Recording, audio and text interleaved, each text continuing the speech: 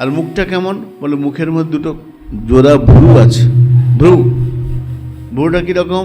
ভ্রুটা সাধারণ লোকের মতো নয়, জোড়া ভ্রুটা এক জায়গায় এসে জুড়ে গেছে কপালে। জোড়া ভ্রু যেন কামেরও কামান, কেনা কইল নিরমান। কৃষ্ণের কপালের যে ভ্রুগুলো আমাদের মাঝখানে ফাঁকা থাকে, তিলক করি, কিন্তু কৃষ্ণচন্দ্রের যে কপালের যে ভ্রু জোড়া একটু লেগে রয়েছে। কীরকম? জোড়া ভ্রু যেন কামেরও কামান, কেনা কইল নিরমান।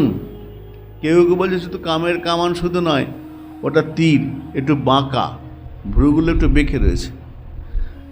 তীর ধনু যখন তীর চালায় না, তো ধনুকটা বেঁকে যায়। ধনুকটা বাঁকলে তীরের গতিটা স্পিড হবে, বাড়বে, দ্রুত গতি হবে।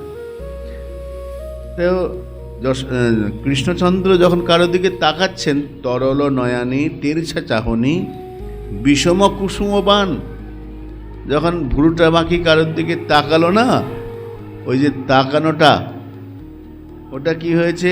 তেরছা চাহনি, ভ্রুটা বেঁকে গেল ধনুকের মতো। আর দৃষ্টিটা হচ্ছে বান, যার দিকে তাকাবে তার হৃদয়ে বিদ্ধ হবে। কুসুমা বান, সুন্দর অধরে মধুর মুরলী, হাসিয়া কথা সে কয়।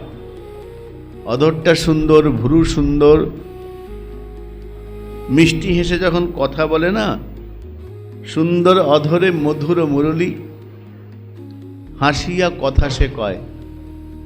মুখের মধ্যে বাঁশিটা ধরেছে, মিষ্টি মিষ্টি হেসে যখন কথাটা বলে না, যার উদ্দেশ্যে কথা বলবে তার কান মন সব তৃপ্ত হয়ে যায়।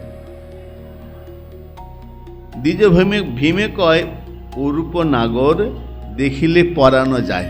পদকর্তা বলছেন ওই যে রূপের কথা বললাম, যার ভ্রুটা এমন, দৃষ্টি এমন, মুখটা এমন সুন্দর, গায়ের রং নবজলধর, রসে টনু ঢড়ো ঢড়ো, এই রূপে যে একবার নয়ন দেবে, সে আর ফিরতে পারবে না।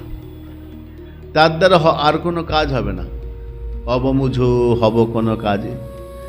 বিদ্যাপতি বলছেন তা তল সৈকতে বারি বিন্দু সম, সুতমিত রমণী সমাজে, তোহে বিশ্বরী মন তাহে সমর্পিল, অবমুঝ হব কোনো কাজে। আমার অবস্থাটা কীরকম? বিদ্যাপতি এই যে রূপ, এই রূপ যে দেখবে, বিদ্যাপতি বলছেন তা তল সৈকতে বারি বিন্দু সম,